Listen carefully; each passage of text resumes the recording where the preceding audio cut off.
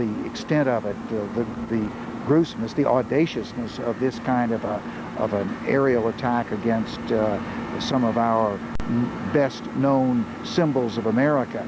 I was not surprised that there was an attack, was surprised at the specificity of this one. Does the Senate now, to show that the Senate can get on with business and that the U.S. Congress has not been impeded, do you think the Senate ought to come back and get back to business to send that signal? Well, I think first, as all Americans, we need to extend our sympathy to the families that have been so tragically affected by this. We also need to send a signal to the world that a group of terrorists cannot intimidate the greatest democracy in the history of the globe, and that we will continue to carry out our responsibilities. And at this briefing, you told me within the hour, before 5 o'clock Eastern, you expect to talk not only with intelligence, FBI, but also with your colleagues, the leadership. Yeah. And I understand some decisions are going to be made about how to proceed from here. Well, I think what we'll be getting at this briefing is some more detail as to what happened today. But there clearly are some things that we have known that need to be undertaken for our long-term protection. For instance, we need to make a greater investment in human intelligence. That's old-fashioned spies that can get close to a terrorist, find out what their intentions and motivations are. We need to see that our technical ability to gather information stays as world-class as it has been for the last 50 years, and we need to close the gap between the amount of information we gather and that which we're able to analyze and convert into useful intelligence. Okay, Senator Bob Graham, Democrat from Florida, the chairman of the Senate Intelligence Committee, joining us here. He's about to receive a briefing, Judy, and we will get back to you with word when we know more from here. Judy? All right, Kate, we've been listening closely to what Senator Graham was saying, and I would just remind everyone, if they haven't already taken note of this, that this week is actually the anniversary of the Camp David Accords. Those took place back in 1978, 23 years ago, over a period of about a little more than a week, between September 5th and about the 17th. This was the framework for peace in the Middle East, an agreement between Israel and Egypt that many of the more hardline Arab states said they would never forgive Egypt and certainly Israel for doing this. They felt betrayed by it, and there are those today suggesting perhaps that had something to do with the timing, although at this point it would be purely speculation to say one way or another. You're continuing to see pictures of the terrible devastation in New York City in the aftermath of the 2 airplanes that flew into the Twin Towers of the World Trade Center. There are adjacent buildings, part of the World Trade Center complex, that are still very much at risk. One of these buildings may have collapsed or may be in the process of collapsing. Aaron Brown, back to you in Manhattan. Judy, thank you. Jim DeStefano is a structural engineer. He knows about big buildings and what happens in these sort of catastrophic moments. He joins us from Deerfield, Connecticut on the phone. Jim, the plane hits. And I hope this isn't a terribly oversimplified question, but what happens to the building itself? Well, it's the structure. It's a tremendous impact that's applied to the building when a collision like this occurs. And it's clear that that impact was sufficient to do damage to the columns and the bracing system supporting the building. That, coupled with the fire raging and the high temperatures softening the structural steel, then precipitated a destabilization of the columns, and clearly the columns buckled at the lower floors, causing the building to collapse. So it is a combination of, as we see again this extraordinary shot of the second plane hitting the tower, it is a combination of the impact of the plane itself and then the fire that ensues that causes these, I don't know, are they called beams, to buckle? It's the columns. The vertical elements are columns, and those are the elements that are holding the whole building up. And those are the critical, vulnerable elements that clearly failed in a buckling mode from the high temperatures and the damage from the impact. Now, I'm not asking you to assign any blame to anyone about anything here, but just give me an idea if, in fact, you can design these buildings in such a way so that this sort of thing does not happen even in a catastrophic event? Well, it's very difficult when you're designing a structure like this to imagine all the scenarios of things that might occur to the building during its construction. It's my understanding that when this building was designed, one of the criteria that it was designed for was a direct hit from a 707. Clearly, planes are larger today, and it wasn't considered the effects of the aftermath fires and high temperatures that would have been applied to the structure subsequent to the collision as we saw it today.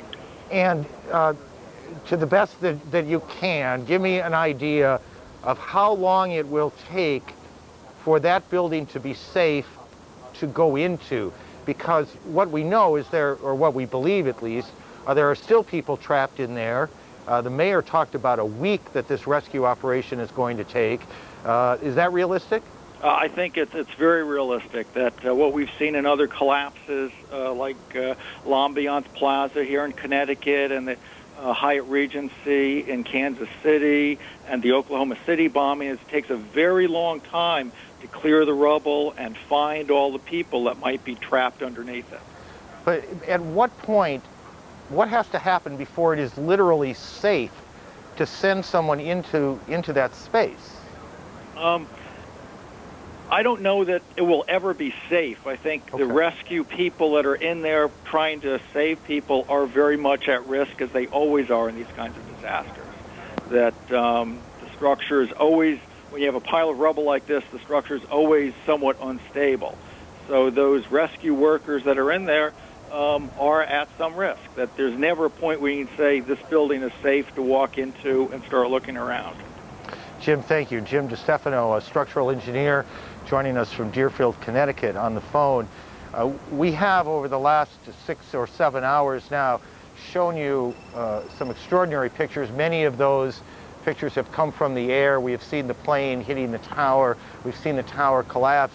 In this day and age, lots of people walk around this city, and every city, I guess, with video cameras, and one of them today in Lower Manhattan was Dr. Mark Heath. Dr. Heath kept rolling, as we say in the news business, and this is what he saw with as little commentary from us as possible.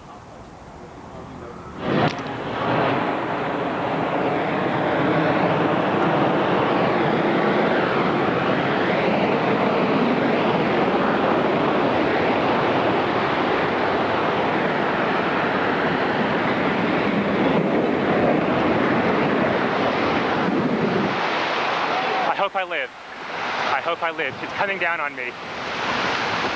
Here it comes. I'm getting behind a car. It's incredible. Okay, I'm gonna have to go find people who need help, because I don't think I'm one of them. You okay, sir? Okay. Can I just get a toot off your respirator? Yeah. Can I get a toot? I'm seeing a couple of clean breaths. That's good. Okay. Back to you.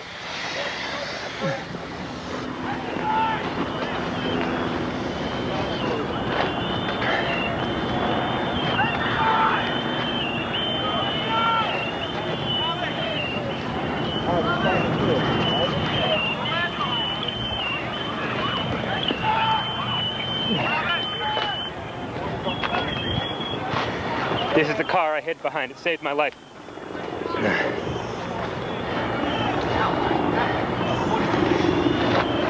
Wait, maybe it was this one.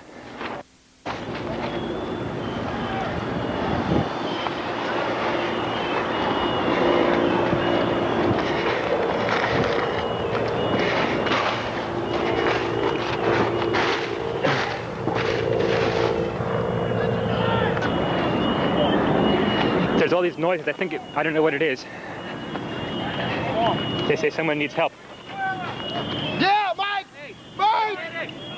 Mike, come over here! Yeah! Anybody need a doctor? Where are you? Don't have oxygen.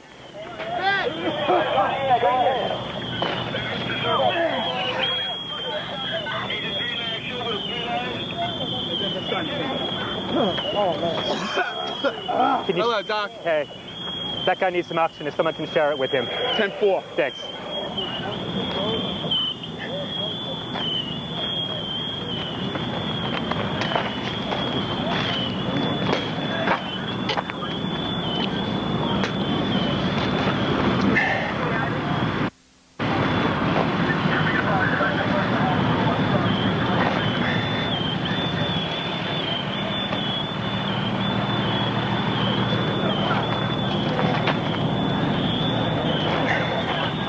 They told me just to wait here at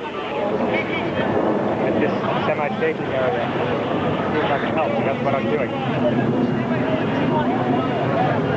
They won't let me go any closer. No one can go in to get the people out. There's small explosions still going on.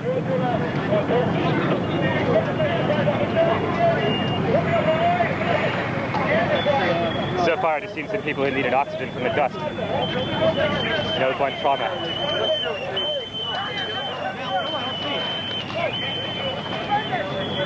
Gonna go wash my eyes out.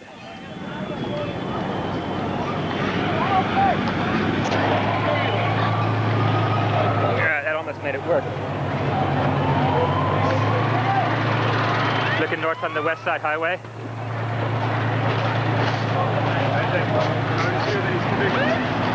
You guys going in? Yeah. Come with you. You know,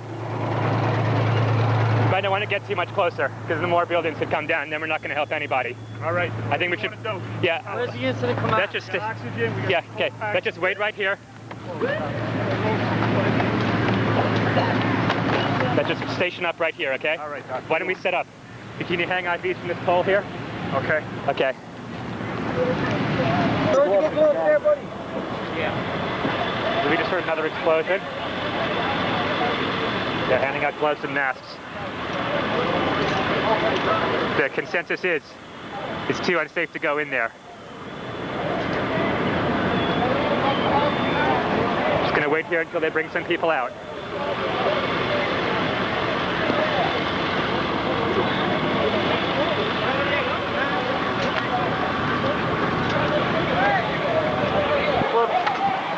I hooked up with some firemen with some first aid stuff.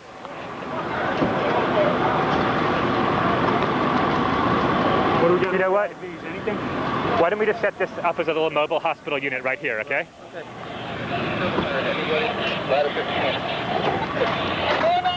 49 battalion against all units that are available. We're heading up a new command post on Murray Street and West Street. Any units available, report it when you roll up to this.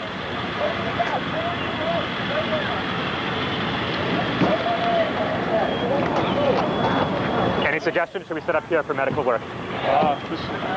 Think this is safe enough here? Those pictures shot by Dr. Mark Heath. We don't know much about Dr. Heath, but we, I think, can fairly say that he had extraordinary presence of mind as he continued not only shooting those pictures, but also offering assistance where he could. At one point, he hid behind a car, tried to get into the car to protect himself from both the debris and the smoke that was building around him. The car was locked. He tried to break in, couldn't, and then hid his face in a medical bag, his medical bag. All the while he kept shooting. A couple of things that you might have wondered about. A couple of sounds. There was a chirping sound that you heard at various points in the tape. That is the sound of the locator devices that firemen and women wear so that if they are lost in a fire, their colleagues, their brother and sister firefighters can get to them. And there was also a kind, what sounded to us at least, like a kind of whistling sound. That's the sound of respirators that the firemen, the emergency service personnel, and the rest were using and offering to people who needed it. Our colleagues at CNN-FN are reporting now that the stock exchanges, the NASDAQ, the American Stock Exchange, the New York Stock Exchange, all of course closed today, will remain closed through Wednesday. So the stock markets, the financial markets in the country, and yet again, we cannot recall anything like that ever occurring. Perhaps it has, and we don't remember it, but we don't remember it. The stock markets, all of them, stay closed through Wednesday. Air travel shut down. in the United States until at least noon tomorrow, and certainly no guarantee it'll open after that. That affects on an average about 1.5 million people every single day, 40 to 50,000 flights, all of them grounded. There were about 50,000, not 50,000, there were about 50 planes in the air after the FAA essentially locked down airports in the country. All of those planes made it safely to destinations. We don't know they made it to the destinations they were headed for, but they were all able to land safely. CNN's Joey Chin in Atlanta. Joey? Aaron, we're following and watching these extraordinary pictures as they still come in as we continue to watch all the events. We want to bring our viewers back to where all of this started today, and we have additional pictures to give you some additional perspective to the story we are telling you this afternoon. First up, we go back to 8:48 this morning, that is Eastern. The crash of the first hijacked airliner hit the North Tower of the World Trade Center in Lower Manhattan in New York. You see the gaping hole and you see the black smoke that billowed from the tower. Now this was actually, you're looking at the picture of the second airline that crashed into the second tower, the South Tower as well. Now we want to move you over and show you some exclusive CNN pictures, still pictures of the second crash as it happened. You see the plane bearing in on the South Tower of the Trade Center. This is United Airlines Flight 175. It was a Boeing 767 scheduled from Boston to Los Angeles, 65 people on board, and you see what happened, just sheared right into the South Tower. Horrible crash, massive burst of flames. This crash occurred at 4 minutes after 9 o'clock this morning. Again, that's New York time. Now move ahead to 10:30, 10:29 actually. The North Tower had collapsed already. This is the South Tower. You can see collapsing into the streets of Lower Manhattan, just falling away. We know that as you see it there, it's just falling away, just falling out of the sky, falling into pieces all over Lower Manhattan. And so you can understand the tremendous amount of ash just dumped on Lower Manhattan today. Roughly 50,000 people work in the towers in the center area on a daily basis. And then, of course, there are additional tens of thousands of tourists who would come to the tourists who want to see the tremendous vantage point you would have from the top of the towers. The New York City Mayor Rudy Giuliani has told us he does believe that there was a horrendous loss of life there, but he doesn't even want to try to guess how many people have died in New York today. Here now, we want to give you the eyewitness accounts of people who saw some of what happened today. I heard the sound of a jet. I assumed it was like a Navy jet or something like that, just flying by. Sometimes they'll fly very low near the World Trade Center, not near it. Then I heard a large explosion. I thought it was a sonic boom. And when I heard the explosion, I looked up, and what I saw was red, and I saw debris to start to fall down. I was so close to the building that I couldn't run away from the building, so I actually had to run towards it. If you know, the World Financial Center has got a rib design, so you actually have a 2x2 space where you can actually sneak into the building and hide. Myself and one other man were there. We had our book bags over our heads. Debris was falling down about the size of this. All portions of the building were falling down. That went on for about 30 or 40 seconds, and that for me was the worst part of this whole experience for me, because I feared for my own life at that time. Well, after that stopped, I walked out myself. I didn't see anybody in the plaza, so nobody was hurt was in the plaza at that point. I walked to my building in the World Financial Center. I'd seen that my colleagues were evacuated the building, were downstairs. Now, on the west side of the World Financial Center, which is right on the Hudson River, there's an outdoor plaza, okay? You can look over the World Financial Center and see the World Trade Center. We were looking back at the building in flames, and this is probably 5 after 9, 10 after 9, and we see a second commercial jet flying extremely low actually collide into the South Tower of the building. At that point, we decided just to get out of there. People were just going crazy at that point, evacuating. We started to walk north and ultimately got up to here. During our walk, we saw the South Tower collapse to the ground, decimated, and then later, it was very amazing to see the North Tower standing there by itself after years and years and years of seeing them together. And then all of a sudden, the North Tower just collapsed upon itself and just fell to the ground. It was a cloud of dust that covered all of downtown Manhattan, Battery Park and everything. Phenomenal. I've never seen anything like it. The eyewitness description of the horrible scene in New York City this morning. And in the midst of all of that, in the midst of that terrible tragedy, there was further chaos down in Washington. 9:45 this morning, an airliner crashing into the Pentagon. The plane, which was American Airlines Flight 77, which was scheduled from Washington's Dulles Airport out to Los Angeles. The Boeing 757 hit the Army side of this huge fortress that is the Pentagon, Pentagon, of course, is not just a symbol of the nation's military might, but today is a command center amidst all that has happened. Now, there was a fourth crash, which occurred today in Shanksville, Pennsylvania. United Airlines Flight 93 was bound from Newark in New Jersey out to San Francisco. There were 45 people on board.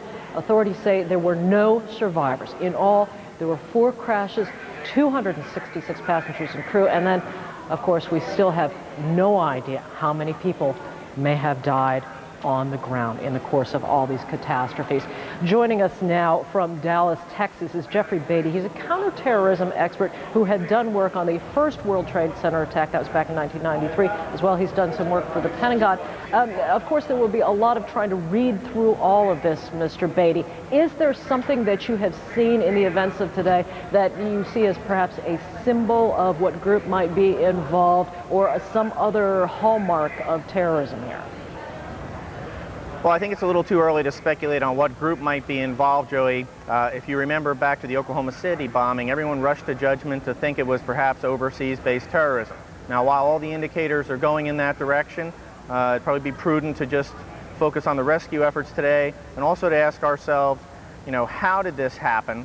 And kind of break down the operation and show people that this was a very low-tech but high-concept operation on the part of the terrorists. Well, describe that for us. What do you mean by that? High concept. Well, what I mean by that is, you know, Americans tend to rely on high tech. We look to high tech to solve most of our problems. Terrorists don't have high tech at their disposal to the degree that a government such as the United States has. But unfortunately, they have a lot of time. An operation such as this may have been years in the making. We don't know yet how this operation was able to go forward, but let's just, you know, break down the steps. I took a few notes on it. At some point, we all recognized that there was some intelligence failure, that, you know, we've got to do better. We've done good in the past, we've improved our ability to defeat terrorism, but we're not perfect yet. And this is an example of that, to be sure.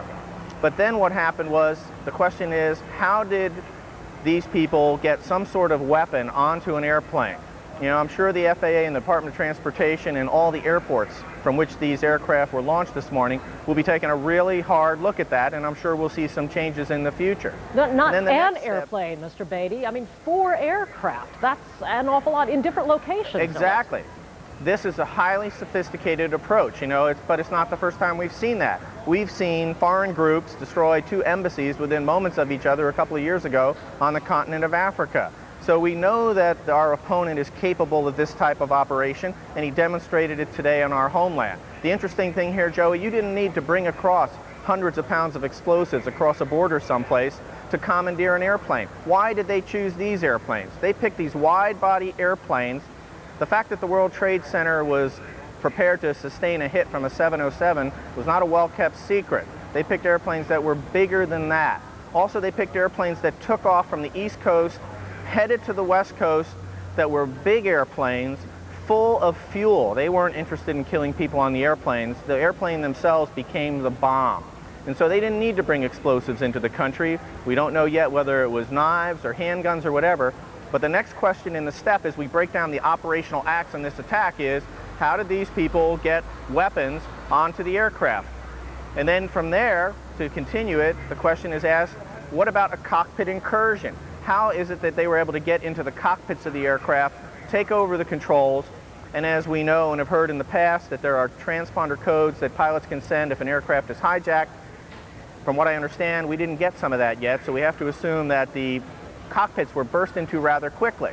And I heard Judy Woodruff and others earlier infer, and I join them in drawing the same inference, that it's highly doubtful that the pilots of these aircraft, the United Airlines pilots and the American Airline pilots, were at the controls of these aircraft when they impacted their targets. So we have got to assume and infer that people capable of flying the aircraft, and remember these aircraft are on duty all over the world, these perpetrators no doubt rehearsed this operation, rehearsed breaking into the cockpit and other locations, that they were probably piloted to the target by people capable of flying a military or a jet aircraft. Well, do you think, I mean, I have to interrupt you to ask, do you think that perhaps in looking at the possibility of terror threats, I mean, certainly terror threats have come to this country in the past, and I'm wondering if you think perhaps we were thinking too high concept. We thought of something more elaborate and perhaps intelligence should have been focused on this kind of low-tech approach. I suppose Well, hindsight is 20/20, but I think there's a lot of good in what you're pointing out, Joey. We have to be able to walk and chew gum at the same time. You know, we cannot just focus all our energies on weapons of mass destruction, chemical, biological, etc. We've all been talking about that, and hundreds of millions of dollars have been spent on that in recent years. But this didn't use any weapon of mass destruction, and I'm afraid that the casualty tally could approach 5 figures. And that means that we've got to beat these people, not only high tech, but we've got to be high concept. It means we've got to work harder in planning than we have up to this point. And I know that we will. And if I could say a word about the people at the World Trade Center and at the Pentagon, we've had the privilege in my company to work to support both organizations. We've trained every security officer at both locations. They knew what they were up against. They knew that they were icons, American icons, that were likely to be targeted. Excuse me, it's been an emotional day, plus it's a little hot out here. Likely to be targeted. And they did their best. But they were only one part of a system, as we've just outlined.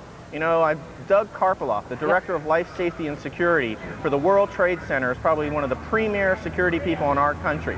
Doug was always afraid of a scenario where there was a mass casualty incident at the World Trade Center and hundreds of emergency vehicles would rush to the scene. They don't have the ability to check all those vehicles to make sure that they don't pose a threat.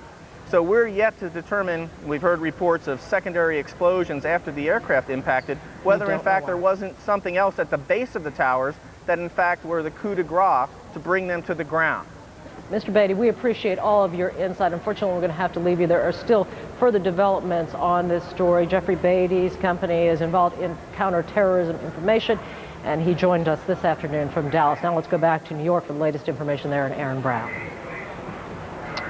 Joey, thank you. A couple of things. The president is en route back to Washington, we are now told. The president had started his day in Sarasota, Florida, then went to Shreveport, a military base outside Shreveport, then went to Nebraska, where the Strategic Air Command is located, and now he is making his way back to Washington, and we are told the president will address the nation at some point tonight. We do not know at what time, but of course, when it happens, we will carry that live as well. We're also getting reports that a second building in the complex of the Trade Center, and again, you have the 2 towers, but then you have a number of support buildings around it, that another of those buildings, we reported a bit ago on Building 7, we now report that there are problems in Building 5, and that may be collapsing as well, but at least there is fire there. There are enormous logistical problems. We just looked down what is 8th Avenue behind us here, which is normally at this time of the day packed with cars. This is rush hour, people trying to get out of the city. It is empty, and the city, in at least this part of the city, Manhattan, is shut down, which means that thousands of people who are trying to get home, trying to get to the suburbs, trying to get to Long Island, trying to get to New Jersey particularly, that's where those trains, what are called the PATH trains, come into New Jersey, from New Jersey rather, at the Trade Center. All of them stranded here. CNN's Richard Roth is down on the streets of New York and is talking to some of the people who I suspect are wondering when they will get home. Richard? People that you would have seen in locations you were just examining, many thousands of them are here right now on the west side of Manhattan trying to escape from New York. New York City is sending them to ferries that are taking them to New Jersey. New York City bridges, we're told, are open for pedestrians. The tunnels for trains to take the thousands here were closed. Many of these people stunned, shocked, silence. I mean, you've never heard so many New Yorkers so quiet in your life.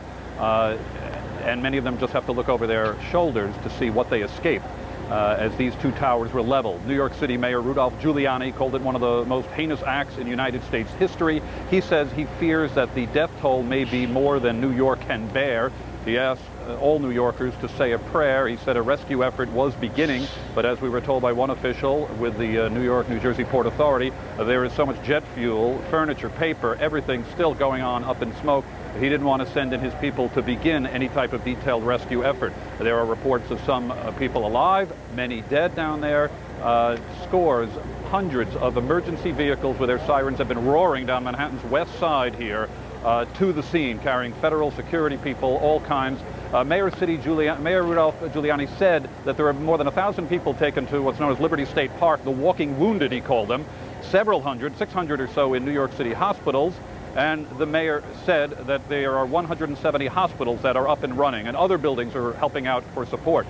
U.S. jet fighters overhead, circling occasionally, people craning their necks, looking up in the sky. Everybody's got a memory, everybody's got a story here. I personally saw Trade Tower #1, where CNN's New York bureau used to be in the lobby 17, 18 years ago, come tumbling down, and I was part of a stampede as people just raced for their lives as the smoke came closer and closer to all of us.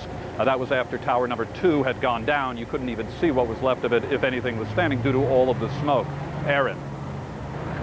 Richard, just help orient me for a second. Tell me where you are in the city right now as you talk to him. We're on approximately 33rd Street on the west side of Manhattan. The Hudson River is just behind our camera position here, and it is an orderly departure here. I mean, you can see for yourself. People are just, they left work early, they were ordered out, the city is on high alert, no flights, and people are headed to New Jersey. Many of them would be at the ferry at this time on a normal day. This is certainly not a very normal day in New York City. It certainly is not, Richard. Thank you. It is, I don't know if remarkable is the right word, but it's worth noting again that in every picture that we have seen from the scene, the people who had just experienced the most horrendous imaginable thing were remarkably orderly and calm as they left the area. I don't want to suggest for a second that there wasn't any panic, that there wasn't any screaming. These are human beings, and human beings behave in a variety of ways. But every picture we have seen, New Yorkers calmly, if that's the right word, calmly left the scene, moved out of the area. No reports of trouble at all as firefighters and police personnel came down into the city. Scores, hundreds of civilians started to move out. And they are still calmly moving out. We suspect there is some sense of shock as they try and figure out what has happened to their city, what has happened to their lives, and perhaps most importantly, what has happened to their friends and their co-workers who may not have gotten out of those buildings today. One of the problems that the city is faced with is, and as Richard alluded to, is moving people around. You have essentially a shutdown going on here. In some of the outlying areas, city governments are trying to support the city as best they can. Tom Swayze is the mayor of Glen Cove out on Long Island. Tom, I think you're on the phone. Mr. Mayor, can you hear me? Yes, this is Tom Swayze, mayor of the city of Glen Cove. Tom, tell us what Glen Cove is doing to support the efforts going on here in Manhattan. We have high-speed ferries that operate from Glen Cove to Pier 11 down by Wall Street. And we've already evacuated about 1,200 people with the help of Fox Navigation from New York City out here back to the island. We are now working at the request of Commissioner Carrick to try and bring emergency personnel, doctors, nurses, back into Manhattan to try and help relieve some of these doctors and nurses that are going to start getting very exhausted at the area hospitals down on the southern tip of Manhattan. And is there a number people should call or a location they ought to go to if they are medical personnel and can help in the effort down there, where they can get on one of these ferries and come on down? We'd like them to come to the end of Glen Cove Road, the northern end of Glen Cove Road in Glen Cove, to the parking lot across from our police station, the end of Glen Cove Road, across from the Glen Cove police station, where we will take them by bus down to the ferry terminal. If they want to call for information, they should call the ferry terminal itself at 609-3342. 609-3342. We're coordinating with the Nassau County and Suffolk County emergency management offices as well. But right now we need to get emergency-type personnel, doctors, nurses, EMTs. We know everybody wants to help, but we're not looking for just regular volunteers who mean well, and we appreciate their interest. We're looking for professionals who can go into Manhattan and be prepared to work. Tom, thank you for joining us and for your efforts today. I apologize for mispronouncing your name a moment ago. Thank you. Judy in Washington. Aaron, we're here in the Washington studio, and among others, I'm joined by former U.S. Secretary of State Alexander Haig, former Army General Haig, you were, of course, Secretary of State during the Ronald Reagan administration. And Mr. Secretary, you were in that post at a time of a national emergency, the assassination attempt on the life of President Reagan. And what I want to specifically ask you about is, what is it like for the people on the inside, the heartbeat of government, when something horrific like this happens? Of course, this is a very different situation, but what is it like when you have to react to something? Well, I think most people wait and look for direction. And so it's very important that they have it. If they don't, they sometimes sit in shocked inaction. And so you have to have that. And that's the critical aspect of moving through a crisis of this kind. And we've heard from President Bush now at 3 different intervals today, when he was still in Florida, when he moved on to Louisiana, and then a statement when he was in Nebraska. Now we know he's back to Washington. Now let me ask you, he's coming back to the Washington area. We don't know where he's going to go. Vice President Cheney at an undisclosed location. The Speaker of the House, second in line to the presidency, at an undisclosed location. I'm not asking you to tell us where they are, but what would it be like in one of these locations where they were essentially kept away and kept safe? Well, all of these installations have been established for precisely this reason.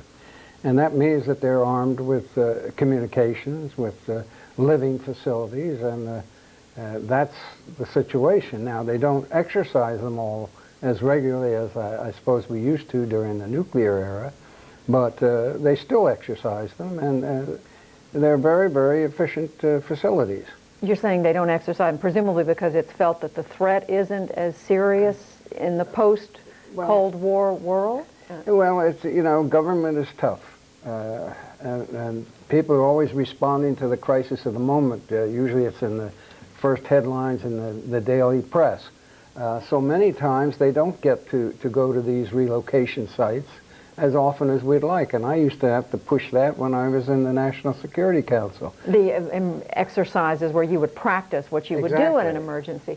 But once they're at the site, I mean, are we talking about very spare surroundings, bare walls, canned goods for food? No. I mean, what are we talking about? It varies. It varies. Of course, there's an airborne facility. We all know that there is an airborne facility for the president, and that's Andrews Air Force Base. There are other facilities, some very, very close and some more distant, which were anticipated might be required in a nuclear attack. What about the lines of communication? You mentioned that. That was the first point you made, that once they're at these locations, there has to be communications. How up to date is all that? Well, it's kept pretty well up to date. I know, for example, the day President Reagan was shot, it was very clear to me that that command post, that command and control center, had to be in the west basement of the White House or in one of these alternate emergency facilities, because they were equipped to do precisely that. Now, since that time, we've improved the State Department communication facilities, and the Pentagon, of course, is very well equipped in that regard. So there are 3 locations that you could run a crisis from that are known, but there are others. General Haig, what do you say to those Americans watching this horrific set of circumstances unfold on television before them and wondering, is America safe? Is America safe? Do I feel safe getting on an airplane and flying somewhere? Am I safe to go into a tall building in Manhattan, to walk into a federal building in Washington, D.C., anywhere, whether it's touring the White House or the Capitol? I mean, what has today done to our sense of safety? The answer to your question, Judy, is obviously whatever we've done heretofore has not been adequate from the standpoint of your question. And that's been a product of a number of things. It's what I call the modern day rationalization of conflict situations, and what I call the development of moral equivalence between the terrorist, who's the perpetrator of the illegal act, where innocent civilians, non-combatants, women, children, everyone are involved, And the defenders against those attacks are equated morally because of some perception of the lack of social justice on one side or the other. And, you know, we're very great, we're moralists here in this country, and we do that. The simple facts are that national leadership has to establish that terrorism is an illegal act of such magnitude now that it overwhelms the issues of social justice, which cause us to quibble and restrain us at a time when a crime of this nature has been executed. You're saying even over individual liberties in some instances? Well, sometimes yes, and that's an unfortunate statement as an advocate of those very liberties. But yes, sometimes. Former Secretary of State Alexander Haig, Army General Alexander Haig, thank you very much for being with us. Thank you, Judy. We appreciate it. And we just heard General Haig talking about terrorism and how much greater a presence it is in our lives than we had expected. We're told that tomorrow the Congress will convene at 10 o'clock in the morning. We're told that they plan to pass a resolution or resolutions condemning terrorism and then immediately adjourn. You're looking at a live picture of the United States Capitol, the flag flying at half staff there. Now that is the White House. That's next to the Executive Office building, but the other picture we saw was a flag flying at half staff near the United States Capitol building. Now back to Joey Chen in Atlanta. Judy, thanks very much. Joined here on the set by Miles O'Brien, who is our resident pilot and certainly has quite a bit of understanding about the wheres and why-fors and what significance they might have in putting together what happened. Miles has some additional information now, and that's really important to understanding who might have done this and why. Well, this is sort of our first clue as to what's going on. Obviously, more information will come out as the air traffic control tapes and hopefully the cockpit voice recordings come out. But just take a look at this. This is actual archival information from the radar tracks from the FAA ground centers. And these are the two planes which ultimately ended up at the World Trade Centers, the two towers. Both of them left Boston within 15 minutes of each other. Both were headed to Los Angeles, perhaps no coincidence, heavily laden with fuel. Both of them made extreme and noticeable deviations and were heading in the wrong direction for 30, perhaps 40 minutes, thus clearly giving air traffic controllers quite a bit of attention. There must have been some communication back and forth. It's unclear now. This is certainly something the air traffic control folks would have seen. They would have seen these things coming up close. And the fact that two planes were doing this must have seemed odd. We don't know what the conversations were, but suffice to say that would be odd. Now take a look at this flight. This is United 93. This took off from Dulles Airport, was headed for San Francisco. Once again, a coast-to-coast flight, heavily laden with fuel, flew on out from Newark to about Cleveland, then took its dogleg, was headed pretty much to the D.C. area, and then disappeared off the radar screens right here outside of the Pittsburgh area, a place called Shanksville. We don't know what happened there. What's kind of odd about this one, Joey, is that at some point after flying past Pittsburgh, the pilot apparently radioed and changed his destination to DCA, which is Ronald Reagan National Airport. Unclear what that means. Now let me just kind of put this all onto one graphic, if you will. If we can put up that graphic, and I'll use the telestrator to show you exactly what's going on. All right, here are the important cities. First of all, let's take a look at 8 a.m. and see what happens at 8 a.m. And that was the first departure. Okay, this is the flight, American Airlines Flight 11, was headed out this way to Los Angeles, 81 passengers, 11 crew member. Now, 8:15. United Flight 175 heads out a little different route across, also headed for Los Angeles. That was at 8:15. 8:21 a.m., Dulles Airport is your location, and that is American Airlines Flight 77, a 757, 58 passengers and crew. It headed off onto Los Angeles. We don't have a radar track on this, so I'm doing a little bit of speculation there.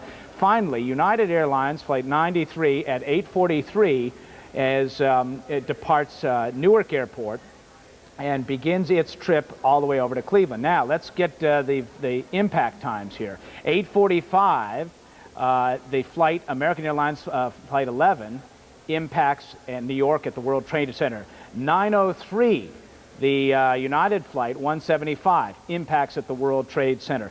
9:45 a.m., and of course all these times are Eastern times, the flight, American Airlines flight that was headed from Dulles to Dulles to Los Angeles, hits at the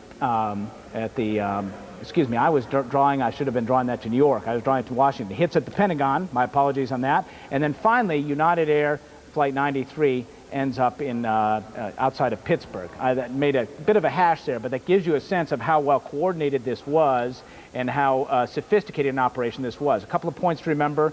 The fact that if you can fly a 757, you can fly a 767, identical cockpits, so if you were training somebody to fly that aircraft, they're more or less interchangeable. But the point that is worth mentioning here is you had 4 large airliners on transcontinental flights with extreme deviations. The air traffic control system clearly was upset by this. I'm very curious to hear what they have to say about the radio transmissions and whether at some point the big picture was ever analyzed. It's done by individual centers. Maybe the big picture wasn't analyzed.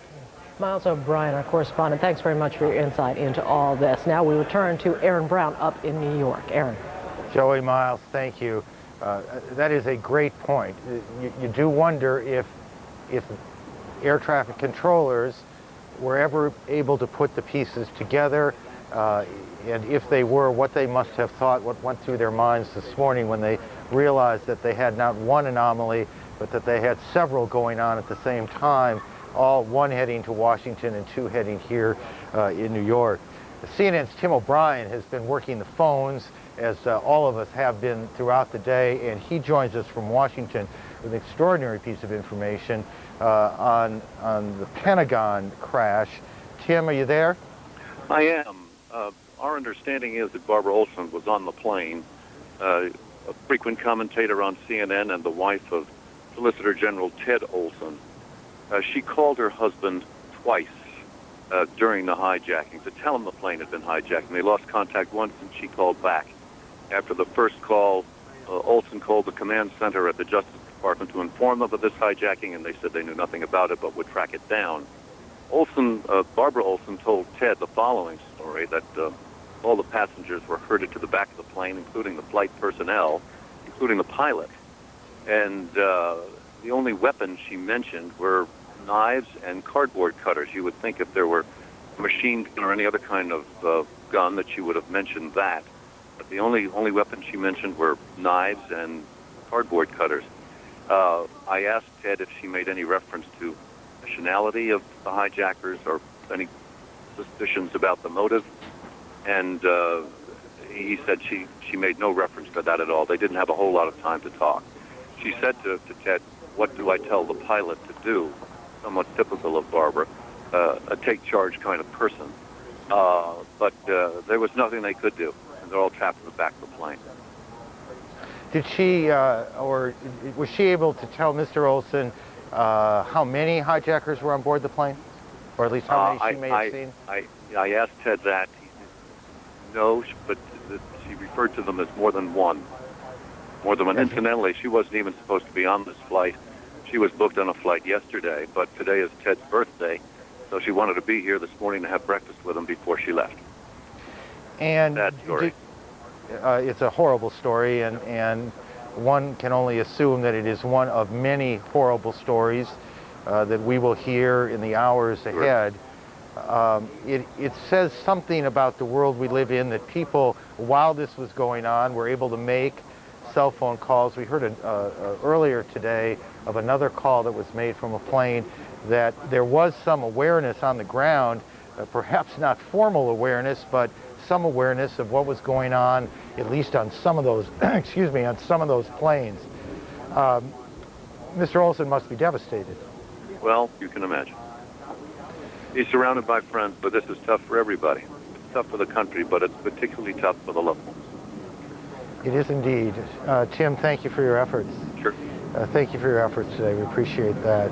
Again, Barbara Olson, one of the 200 plus passengers on 4 different airliners, and we have no reason to believe that any of those people survived the crashes today here in New York, in Pennsylvania, outside of Pittsburgh, and at the Pentagon in Washington. We still do not have a very good feel, to be perfectly honest, for how many people have died today. We have no particular feel, to be perfectly honest, how many people have been injured. We can only surmise that we are talking in the hundreds, the thousands of people certainly have been injured today. How many of those will survive, we do not yet No. Judy?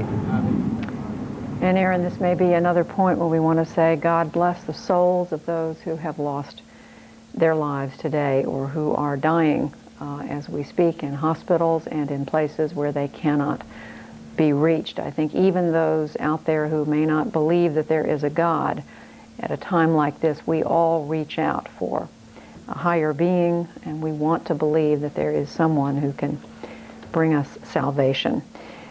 Jamie McIntyre at the Pentagon, questions today about the whereabouts of some of the top people in government in the United States. We've known the president's been flying around the country. The vice president's been out of sight. The Secretary of Defense, Mr. Rumsfeld, has also been out of sight. What can you tell us about him, and what else is going on there? A short time ago, he did come out and inspect the damage here at the Pentagon, along with the Vice Chairman of the Joint Chiefs of Staff, General Richard Myers. We're so far away, though, we could barely see that it was them. It had to be pointed out to me by a Pentagon official who they were. The Secretary of Defense, although initially ran to the scene, apparently, of the tragedy and actually assisted getting some people onto stretchers, was then brought back to the National Military Command Center in the bowels of the Pentagon, a secure war room area where he has been receiving intelligence briefings and informational updates. The Pentagon says that it can account for all of the senior military leadership. None of them were killed in this attack. However, there have been some Jamie McIntyre, I'm sorry to interrupt. We're going to go to Israel. The Prime Minister of Israel, Ariel Sharon. Terror attacks, the worst that had ever been seen. We express our deep regret and send our condolences, wholehearted condolences. We are ready to extend whatever aid and assistance is required. War against terror is an international war, a war of a coalition of the free world against all the terror groups and against whoever believes that can pose a threat to freedom. This is a war between the good and the bad, between humanity and those who are bloodthirsty. The criminal attack today on innocent civilians in the United States is a turning point in war against international terror. Even if the war against terror is long, and even if the terror will try to raise its head again, there won't be any room in the world in which terrorists, their assistants, and those who send them to be able to find a shelter or a refuge. The government of Israel has decided tomorrow, a mourning day, in a show of solidarity with the American people. I would like to send my condolences to the American people, to President George Bush, and to all the citizens of the United States. In this very difficult hour, our hearts are with you.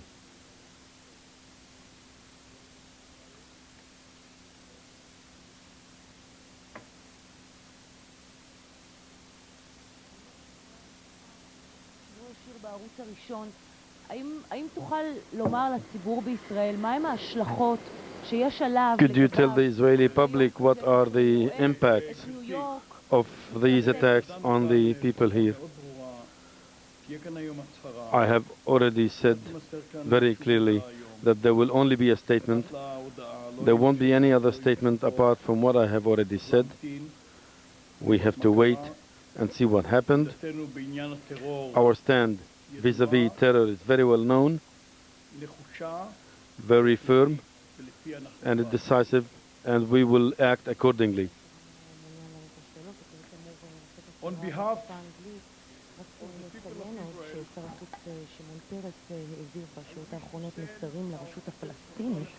בהמשך להחלטת המטבחון שבעת הזאת עליהם להפסיק באופן מיידי את הטרור במצב הנוכחי ושיטב להם אם יעשו זאת מבחינתם באופן חד צדדי לרשות הפלסטינית. זה המסר ששמעון פרס העביר. עד כאן יעקב. and against our common values. The fight against terror is an international struggle of the free world against the forces of darkness who seek to destroy our liberty and our way of life. I believe that together we can defeat these forces of evil. At this most difficult hour, all Israelis stand as one with the American people. Our hearts are with you, and we are ready to provide any assistance at any time. The government of Israel has declared a day of mourning tomorrow as we bow our heads and share in the sorrow of the American people. טוב, תודה רבה לכם.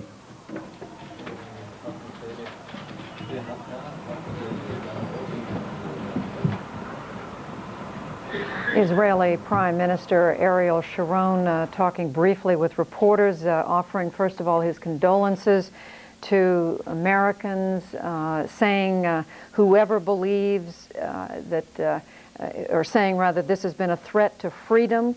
He went on to say this is a criminal attack on innocent civilians, and he called it a turning point in the war against international terrorism. He went on to say, he said, even if this war is long, there will be no room for terrorists to find refuge. He also said that tomorrow in Israel will be a day of mourning. Now we want to go back to the Pentagon, to CNN's military affairs correspondent, Jamie McIntyre. You want to pick up where you left off, Jamie, describing the situation there and also what Secretary of Defense Rumsfeld is up to. Well, Judy, the fires are still burning here in some parts of the Pentagon, as you can see from some of the smoke that's coming up from behind me. There will be a recovery effort that will get underway fairly soon. A lot of heavy equipment has brought in so-called urban rescue units that are usually used in the event of an earthquake, have been brought in from some of the local fire departments in Fairfax and Montgomery County in order to assist in trying to find the bodies of people here. They have not given any casualty figures, but we know that people died in this incident, including, not the least of which is the more than 60 passengers who were on that American Airlines Flight 77 that took off from Dulles Airport this morning. One of the eyewitnesses to this incident was a TV reporter himself who was in traffic and actually saw the plane come in. I talked to him earlier today. His name is Mike Walter of USA Today Live. I was heading in northbound on 27 in the traffic this morning. It was, a typical rush hour. Had ground to a standstill, and I looked off. I was, looked out my window. I saw this plane, a jet, American Airlines jet, coming, and I thought this doesn't add up. It's really low, and I saw it. It just went. It was like a cruise missile with wings. Went right there and slammed right into the Pentagon. Huge explosion, great ball of fire, and smoke started billowing out, and then it was just chaos on the highway as people either tried to move around the traffic and go down either forward or backwards. We had a lady who was in front of me who was backing up and screaming, "Everybody go back, they've hit the Pentagon." And it's just sheer terror.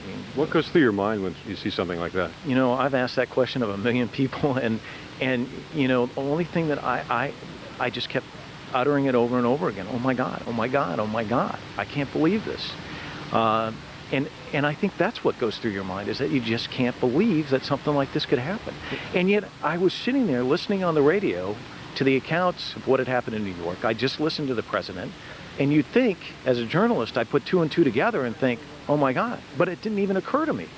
And obviously this was an enormous tragedy, but did you witness any of the rescue or any of the victims? I got to tell you, I got out and walked over, and I saw parts of the plane. The debris was actually on the overpass there, and I watched as this military personnel just came running out with stretchers and tarps and set up a triage unit. And I just couldn't help but feel for these guys. Those are their friends and comrades in there, and yet they immediately jumped into action. It was unbelievable to watch. And the toughest thing for me right now is I've got a 14-year-old daughter, and a lot of her friends have parents who work in the Pentagon, and I just talked to her on the phone, and those kids are going through agony tonight. They don't know if they're okay. So it's tough. I mean, this really hits home.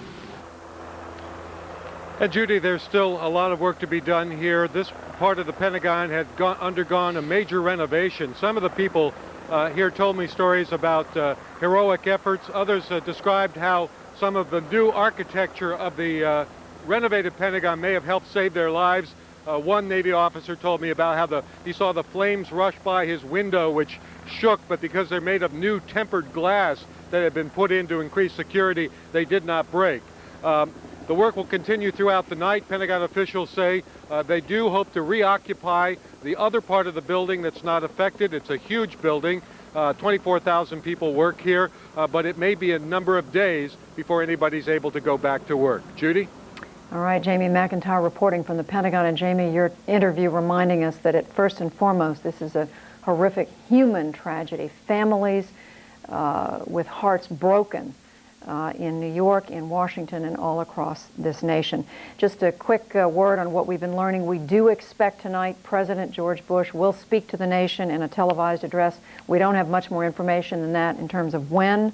In addition, we are told that the 4 leaders of Congress, the House Speaker Dennis Hastert, the House Democratic leader Richard Gephardt, over in the Senate side, Tom Daschle, the Democratic leader, and Trent Lott, the Republican leader, all 4 of them will come together at, I'm told, 7:30 on the east front of the Capitol for a news statement, perhaps a news conference. We all know that at times of crisis, the very visceral fights that go on between the political parties in our country fall away. It may only be for a brief period, but this is one of those times when political partisan differences are being put aside to come together to speak to the country. Joining me here in the Washington studio, a familiar name, a familiar face, best-selling author of so many novels, Tom Clancy, mysteries at the heart, Tom Clancy, of the military community, the intelligence community. People in our newsroom have been saying today what's happening is like right out of a Tom Clancy novel, but could you possibly imagine something like this to write about? No, one of the problems with being a writer of fiction is that you can't keep up with all the madmen in the world as much as you try. And I frankly would have thought that this was not a credible threat to have 4 separate people decide to commit suicide in the same way on the same morning. Why not? Because ending your own life is not something the average person does. You know, everybody's assuming these are Islamic terrorists. Well, if so, they've defiled their own religion. You know, Islam does not permit suicide. It says you go to hell if you do something like this. But we see suicide bombings in the Middle East and in Israel. And Judy, we saw people in Northern Ireland, Catholics acting like savages and Protestants acting like savages. So anyhow, we have people who call themselves Muslims acting like savages. It happens. It's not because of their religion. It's because they're fools. What does this say now? I mean, you've done a lot of reporting. I mean, you not only write fiction, you do a lot of reporting from inside the intelligence community, inside the military community. What does this say about how prepared we are as a country? Well, people always ask that kind of a question when things go wrong, but you don't ask the question when things go right, and the reason is you can't tell when things go right in that business. Well, one of the things I've been saying for a lot of years is that we need to upgrade the human capability, human intelligence capabilities in CIA and the rest of our intelligence community, because you can do a lot with satellites, you can do a lot with eavesdropping techniques, but you can't find out what's in a person's mind except by talking to that person. And so the agency needs to increase its human intelligence capability. The CIA has about 20,000 employees, less than 1,000 of whom are actually field intelligence officers. That number should be at least doubled. But you know, America as a nation doesn't love our intelligence community. And certainly the news media does not love our intelligence community. I'm going to interrupt you, Tom Clancy. I'm told Aaron Brown in New York has a development. Aaron? Well, Judy, just in the last few seconds, another building, we will speculate carefully here that there was building number 7, one of the buildings in support of the World Trade Center towers has collapsed. Those of you who have been with us for a while, you can see indeed that the smoke color has changed has gotten much lighter. So we believe that yet another building, this would be the 3rd building, has collapsed. likely building number 7, although we also heard that there were problems at building number 5, and it's possible that one went down too. But again, another building in the Trade Center complex appears now to have caved in after these attacks. Judy? Aaron, we're looking at these pictures, Tom Clancy and I, as we sit here in the Washington studio, and as I come back to Tom Clancy, I want to read just a portion of a statement issued by Secretary of State Powell, Colin Powell, calling these attacks a terrible tragedy befallen not just my nation, but all the nations of this region, all the nations of the world, all those who believe in democracy. Tom Clancy, you were saying, sure, we can ask these questions about failed security, failed intelligence when things go wrong, but we have every right to ask these questions, don't we? Well, no, the First Amendment, you have a right to say anything you want, but as a practical matter, one of the things we have to do, if you want to prevent things like this from happening, is you build up your defenses. And your first line of defense against terrorism is an intelligence gathering capability. Now, when was the last time CNN or the news media in general said, gee, we ought to put more money into the human intelligence capabilities of the CIA? Answer, you never do it. Never. Well, we wouldn't take a side on something like that. Anyway, in terms of what do you fund and... Yeah, but you always take a side on saying they failed. Why not help them succeed once in a while? Are you saying that they are significantly underfunded in that area? And not just the CIA, but the FBI? Human intelligence is de-emphasized. The FBI's job is... Spying is what we're talking about Yeah, here. that's what intelligence officers do, is they spy. And the CIA has 20,000 employees, about 800 of whom are actually spooks. And of them, maybe as many as 2/3 actually get outside and do spook operations. And we know that... And we need to do better than that. We need to do more than that. You gather information of this type by putting people out on the street, same way cops gather information from informants. This isn't rocket science. It's just a matter of hiring the people and letting them do the work. But I'm going to turn it back over to Aaron, but my question is, how do you know what to believe? We had an Arab journalist in London just today saying, we had this information a few weeks ago, it was coming, we didn't know whether to believe it. Now back to Aaron in New York. Thank you. We've talked a number of times today about the fact that it is simply too dangerous for officials to get in and around these buildings. It's so very, very dangerous, and the proof of that just a few moments ago when another building in the complex that is the World Trade Center, or was the World Trade Center, collapsed. Maureen,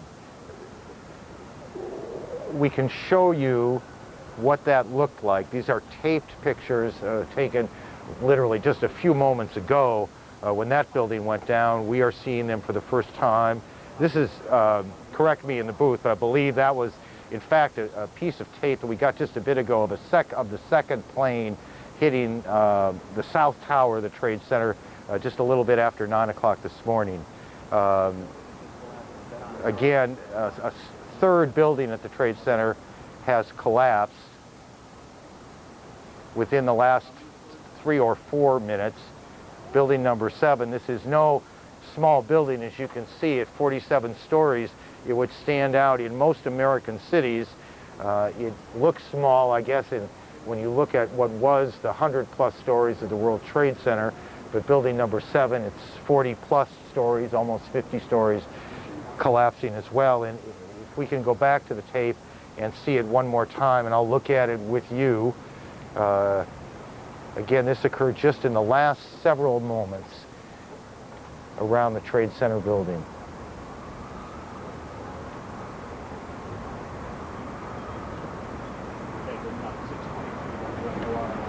Building number 7, 47 stories. Maureen Madden, CNN producer, is in the area. Maureen, what can you tell us? What did you see? Well, about 2 minutes ago, we happened to see 7 World Trade Center go down, which holds the Office of Emergency Management for the City of New York on the 23rd floor there. What we heard from the fire department of NYPD is that the whole south part of the building was engulfed in flames at one point, and it was a matter of time to collapse. They're just waiting for it to collapse, which we've been waiting for about a half hour. When it went down, it was quick, it was quiet, and we saw a lot of smoke come up. And now the smoke has pretty much gone off to the side, going towards the east side of Manhattan. So unlike the collapse of the first of the towers way back this morning, around 10 or so this morning, and then the second tower, which collapsed shortly thereafter, at least where building number 7 is concerned, a building that, among other things, housed the emergency response team of the city of New York, at least they had some warning, they had signs that this might happen, and they were able to get as many people away from the area. And the people in the area, of course, are firefighters, EMS personnel, and literally thousands of police officers who have cordoned off the area. Correct. About 5 minutes ago. For those of you who have been with us throughout the day, we have shown you a number of times a piece of video, pictures of a plane coming into the building. We have now another piece of video that will show the same thing, different angle, and if we can roll that and take a look now, this again was shortly after the first. Wow, oh my gosh. I wonder, this comes to us from PAX TV. I wonder, guys, if we can re-cue that in a moment and show that again. You see the fire coming out of the first building there, the plane on the lower left side of your screen. And it looks to me, and I'll confess I don't have the greatest monitor here, but you could almost see the nose of that plane coming through the other side of the building. That may have been an illusion as we looked at it here, but that's how it looked to us. As the flames, these are fully loaded planes, fully loaded with jet fuel. They were headed from the East Coast to the West Coast, so they had an enormous amount of jet fuel. Jeffrey Beatty, a security consultant, said to us a little bit ago, this was low-tech, high-concept. The plane was the bomb, and you just saw the bomb go off. That was around 10 o'clock this morning. That was around 9 o'clock this morning, about 9:08 this morning. Ben Wiedemann, who normally reports for us, I'm sorry, we'll get to that. Let's go back to Washington and CNN's Judy Woodruff. Judy? Aaron, again, pictures that have everyone here riveted. We're told, I don't know whether we have this picture right now available to show our viewers, but I'm told that just a short time ago, driving up Massachusetts Avenue, which is one of the main thoroughfares here in the nation's capital, goes all the way from the Capitol out to northwest Washington, beyond the Naval Observatory where the Vice President lives, and beyond on out into the Maryland suburbs. There was observed a convoy of military vehicles, Humvees, military vehicles, driving up slowly, patrolling, appearing to patrol the area, going out away from the Capitol toward northwest, toward Maryland. Now, perhaps this is just a patrolling effort, but the sight of it has to be something to cause comment, because normally at this hour in Washington you would see an enormous amount of just rush hour traffic, but today is not like any other day. Now to our own senior White House correspondent, John King, who's just about a block and a half from the White House on top of an office building up above the 10th floor there. John? Judy, a few quick bits of information. As we have been reporting, the President is on his way back to Washington, and we can now say definitively that when he arrives in Washington, he will address the American people tonight. I am told by sources plans are for an address from the White House. The target time, 9 p.m. That could be moved up a little, but 8 or 9 p.m. we are now told is the target time. But for now, the administration will not confirm that the address will be broadcast from the White House. There have been security concerns throughout the day. We see now on the grounds of the White House, which was evacuated hours ago, some bomb-sniffing dogs and other security personnel securing the area around the White House. But we are told by administration officials the President will be back in Washington shortly and will address the American people tonight. And as we reported a bit earlier, congressional leaders who also, as part of the protocol, the emergency evacuation protocol, were taken to secure locations themselves outside of Washington. The bipartisan congressional leadership also making its way back to Washington, and it will deliver statements, the 4 leaders from the steps of the Capitol tonight as well. All of these designed to offer signs of reassurances to the American people that their government is up and running at this time of great tragedy. I want to add one other bit of information. A lot of lawmakers trying to get briefings from Capitol Hill police, from administration officials, from the CIA and the FBI and others.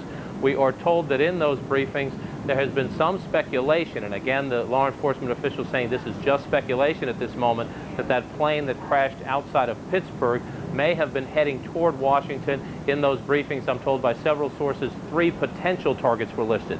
1, the presidential retreat at Camp David, 2, the White House, and 3, the United States Capitol building. Again, though, lawmakers and other officials being given those briefings told that is speculative, but based on the flight paths and everything else we've seen unfold on this tragic day, that law enforcement officials believe at this moment that the potential targets for that plane, which crashed outside Pittsburgh, were perhaps Camp David, perhaps the White House behind me, or perhaps the United States Capitol. Judy? John, and we can only imagine the struggle that must have gone on board that aircraft in the cockpit or wherever in order to keep the plane from going where the people who wanted to bring it to Washington, they were obviously prevented from reaching their target. Air travel throughout the United States, domestic air travel, has been shut down today since these terrible accident incidents in New York City and here in Washington. In fact, there's no air travel until at least noon tomorrow on order of the Federal Aviation Administration. But right now we want to go to one of the airports in the Washington area, that is Dulles International. This is the site of where the American Airlines Flight 77 that left this morning on its way to Los Angeles and ended up plowing into the Pentagon a very short time later. CNN's Eileen O'Connor is there at Dulles. Eileen? Well, there has been some activity here, Judy. The FBI has arrived, and they have been seen going in and out of the building. They brought some equipment in to check through the building. We do know from airport personnel and the airport authority that both National and Dulles are shut down till 11 o'clock at least tomorrow morning, but also that they immediately implemented an emergency drill procedure. And that means that they called in all of their police, and they have their own police force and their own fire personnel, and they also have all of their operational staff here at the airport. They are securing the airport. You can see actually behind me, they have actually erected barricades, concrete barricades, with some of these forklifts. Have been operating over the last hour, erecting these barricades. Also, there's barricades right now in the entrances to the airport to prevent anyone from coming back here. As you also said, United and American Airlines, obviously they are the ones that lost flights. They have been issuing statements saying that they are trying to help the families, both of these airlines issuing statements. They've also said that they have accounted for all of their other flights and that they are all safely on the ground. They want to make sure people know that. And they also say that they will do everything they can to make sure that their customers, the people who were traveling, are comfortable until they can fly on to their destinations. Judy? And Eileen, any other people around there? I mean, we see you, obviously, and we see a few other people, but presumably not much other activity there at all. No, and they have actually tried to stage some of the, obviously there are relatives, concerned relatives from the American flight that took off from this morning, and we are being told by airport authorities that they are trying to send those relatives over to a nearby hotel and to try to give them information. Both airlines have issued phone numbers for for people to find out about loved ones. One of those airlines is United. Their number is 800-932-8555. But they are saying that people should stay away from the airports. These airports are shut. Again, they're under emergency procedures. And also, you know, Judy, for here, an investigation is taking place. The FBI is already here. They've had sniffer dogs around the airport. They want to see how the security was breached. We are also told that the tarmac has been secure, that the airplanes that are currently on the ground were very quickly secured after it was decided to shut these airports down. Judy? Eileen, just reiterating, there were 8 cities in the United States involved with these aircraft that plowed into the Trade Center building complex, into the Pentagon, and then into the ground in Shanksville, Pennsylvania, south of Pittsburgh. 2 planes took off from Boston, 1 from Newark, 1 from Dulles near Washington, where you are. 3 of those flights were headed for Los Angeles, 1 for San Francisco. Of course, none of those flights reached their intended destination. Now back to Aaron in New York. Judy, thank you. It is, I know for many of you around the country, you are making your way home. You have not necessarily been with us all day long. Life has gone on, I suppose, with TVs on in most offices, but life has gone on.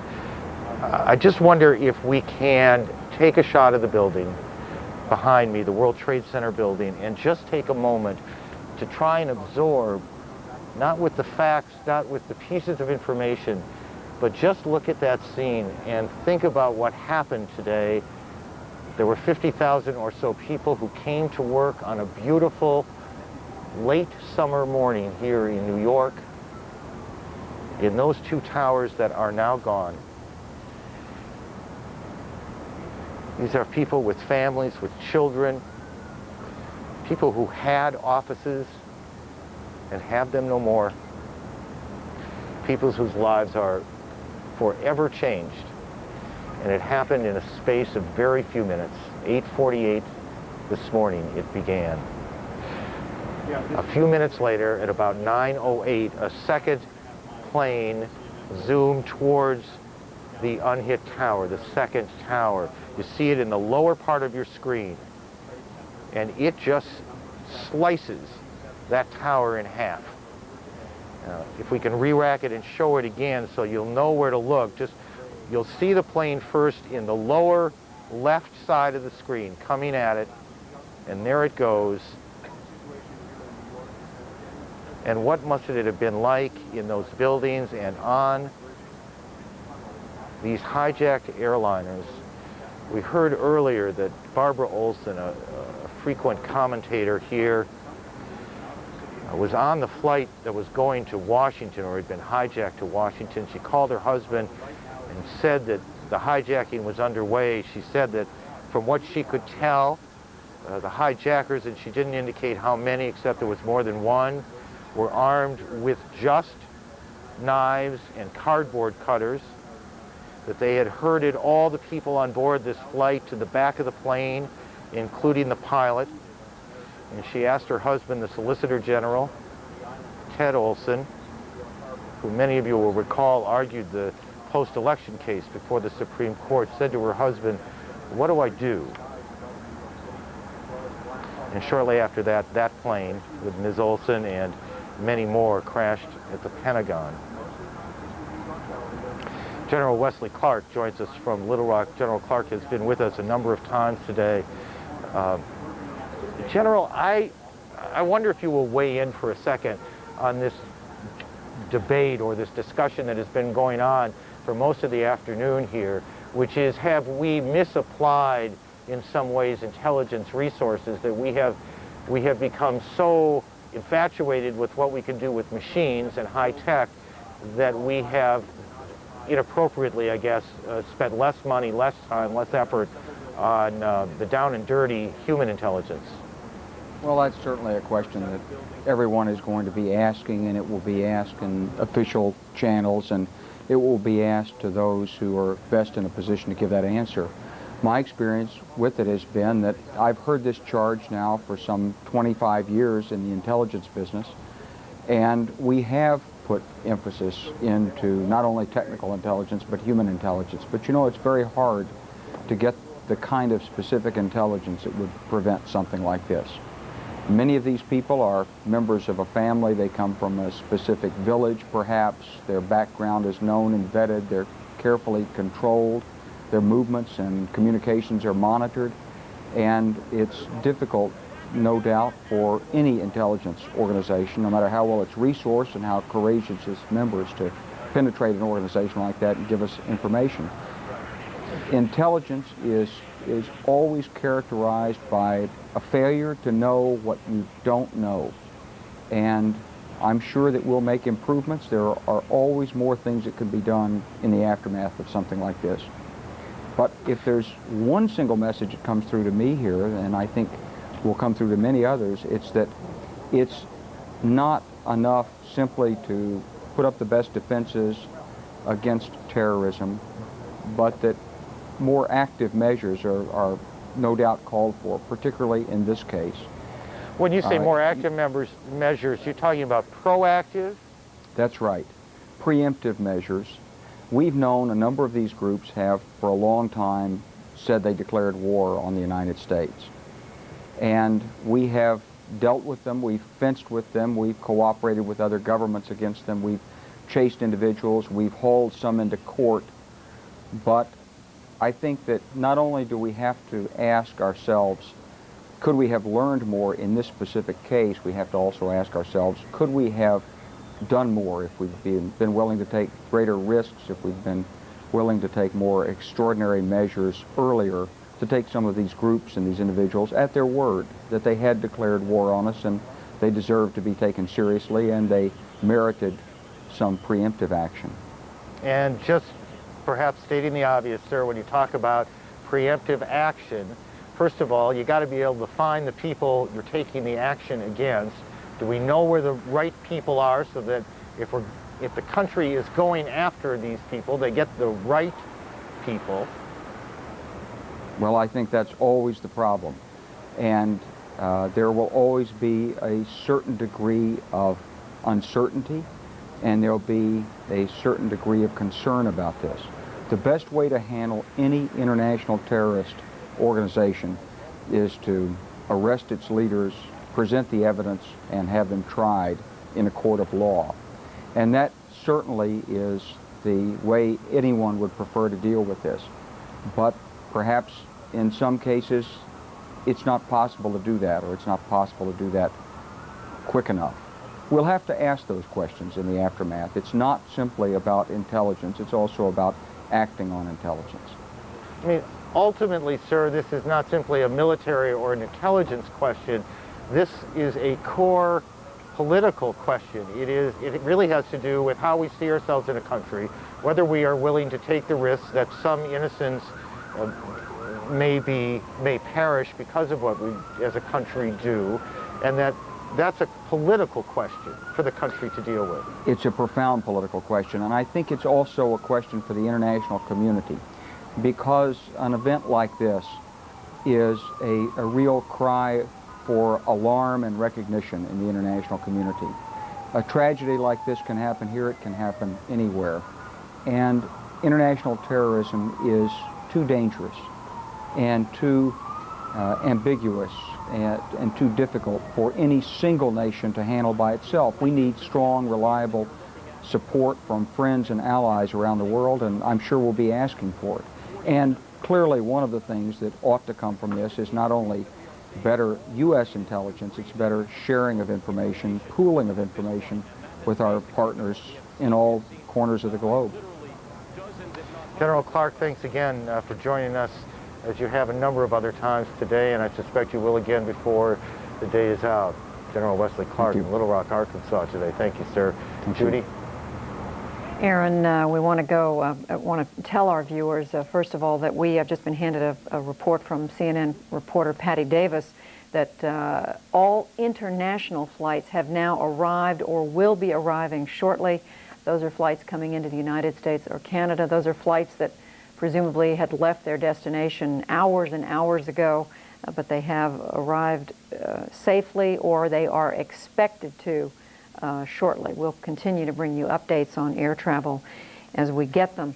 And I've just been told that President Bush will address the nation tonight at 9 o'clock Eastern Time.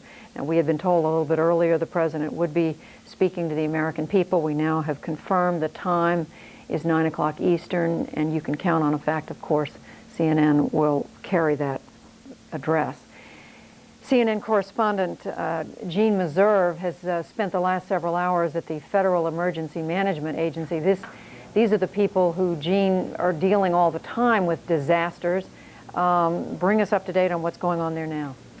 Judy, the National Interagency Emergency Operations Center is up and running here, as it is often at times of disaster.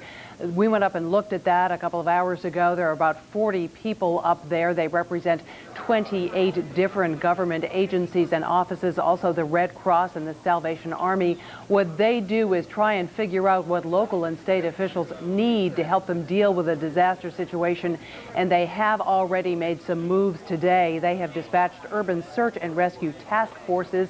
4 of them have been sent to the Pentagon, 4 are en route to New York City. Another 4 have been activated, 3 of those in California, 1 in Missouri. Last time I was able to speak to an official here, they were trying to figure out how to get them to New York City. Apparently, it was going to take a military airlift because, of course, there is no commercial air traffic at this time. Each of those task force consists of 62 people and about 60,000 pounds of equipment. That's medical gear, tools, dogs, food. The idea is they are supposed to be able to be self-sufficient for 72 hours at a stretch. They provide a wide array of services. They will do search and rescue. They can shut off utilities. They can check the structural integrity of buildings. There are a total of 28 of these task forces around the country. We've been told that the other 16 most of them have been put on alert status, but they have not yet been activated and given orders to move. In addition, disaster mortuary affairs teams, 4 of them have been sent to New York City, 3 of them to the Pentagon. 30 people on each of these teams. What they do is help take care of the bodies after they have been extricated from the wreckage. Also, there are disaster medical assistance teams, 4 of them to New York, 3 to the Pentagon, 35 people on each of those teams. Those would be doctors, nurses, and paramedics to help, of course, with the medical situation. I should mention that the director of this agency, Joe Alba, was not in Washington when these events took place. He was out in Montana at a conference of the National Emergency Managers Conference. This is all the state emergency directors from around the country. He, of course, immediately made moves to get back to Washington. We believe he is now on his way here. Judy, back to you. All right, Jean Meserve telling us about the teams of experienced people who are being deployed from FEMA. That's the nickname for the Federal Emergency Management Agency headquartered here in Washington. But right now, teams of people being sent out, deployed to the sites of these horrific disasters. The New York Twin Towers, World Trade Center, you're still looking at those live pictures on the right part of your screen here in Washington, to the Pentagon, the site of another airplane crash. Joining us now from Charlottesville, Virginia, former Secretary of State Lawrence Eagleburger. He was Secretary in the administration of the first President, George Bush. I want to ask you, Secretary Eagleburger, so many people, we've been talking to a lot of people today, but it seems to me that many Americans now are going to want to strike back, to get back as soon as we can and as hard as we can at whoever was behind this. How realistic is that? Oh boy, that's a very tough question. Well, it won't be quick, I think. It'll take us some time to organize ourselves, try to figure out who was responsible for this. Although I must say, by the way, that's less of a concern to me than it will be to a number of others. We know who most of the terrorists are. We may not know which ones did this, although they have to have been very, very well organized and very well financed. But getting back at it almost is the wrong way to, I think, to put this. So that's what a lot of people will want. What I think we need now to understand is this really is a war with terrorism, and we need to be prepared to act as if we are at war, and that does not necessarily mean that you have to strike back only at those that you know were the perpetrators of this thing. Well, what does it mean? We know a lot of terrorists around the world, and we know a lot of governments that have financed and supported terrorism. And you start with Osama bin Laden, I suppose, and you start with the Afghans. Well, but what can you do, Mr. Secretary? Well, what you do, and this is what you do, is you strike at them militarily. I mean, I know this is going to sound awful, but my point is there's only one way to begin to deal with people like this, and that is you have to kill some of them, even if they are not immediately, directly involved in this thing. We do know that the Taliban and the government of Afghanistan has mothered Osama bin Laden for years. They need to be hit.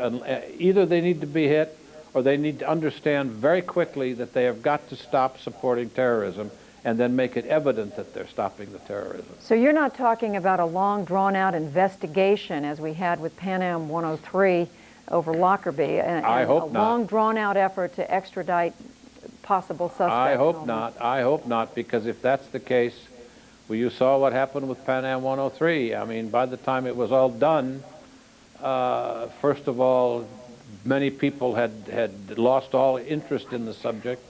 This is an act of war. When they compare this to Pearl Harbor, I don't think they're wrong in the sense that it's a surprise attack, and I suspect, if we are wise about this, Pearl Harbor brought the American people together and made us recognize we had something we had to deal with. Perhaps this will do the same thing for all of us. All right, former Secretary of State Lawrence Eagleburger. Can I make one more point? One more yes, point Mr. before Secretary, you you may. We need to find out what happened that these planes could be hijacked. That, to me, is the most critical question of all. How was it possible to hijack these aircraft? I thought we had dealt with that problem before. If, in fact, if they had not been hijacked, none of this would have happened. Well, we did hear just from a fragment of information, Mr. Secretary, reportedly from Barbara Olson, the conservative commentator, the wife of the United States Solicitor General, told her husband and others in a phone call these were men who had hijacked. This was the American Airlines flight that left Dulles, that these men, as far as she could tell, only had knives and paper or cardboard cutters on them as weapons. We want to thank Secretary Lawrence Eagleburger for joining us. Joey Chen in Atlanta. Judy, thanks very much. For our viewers who have just been trying to catch up on all the events that have occurred today, I want to bring you first up to date with the latest information on a full detailed tick-tock of what has happened in the course of this day. We'll get the latest from Ben Wiedemann. 8:45 a.m. in New York. Smoke billows from the World Trade Center after a large passenger plane slammed into the North Tower. Initial reports suggested it was an accident. 9:03, another airliner hits the Trade Center's South Tower, an explosion bursting from the building's upper floors. 2 airplanes have crashed into the World Trade Center. President Bush calls the crashes an apparent terrorist attack. 9:45, another hit. A commercial plane crashes into the Pentagon. 9:51, taking no chances, the Federal Aviation Administration grounds all takeoffs and landings and reroutes incoming international flights to Canada. And the Pentagon soon upgrades its terrorism alert status to Delta, the highest possible level. 10 a.m. Back in New York, the Trade Center's South Tower crumbles to the ground. 10:29, the North Tower collapses. These buildings were once the tallest in the world.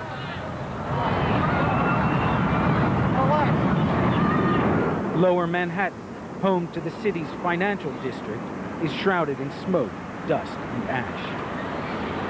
10:10 a.m., a half hour earlier, United Flight 93, bound from Newark, New Jersey to San Francisco, crashes into western Pennsylvania. Police there say initial reports suggest there were no survivors. In Washington, the Departments of Justice, State, Treasury, and Defense were among those ordered evacuated, as were the Capitol and the White House. In New York, major businesses and stock exchanges were evacuated.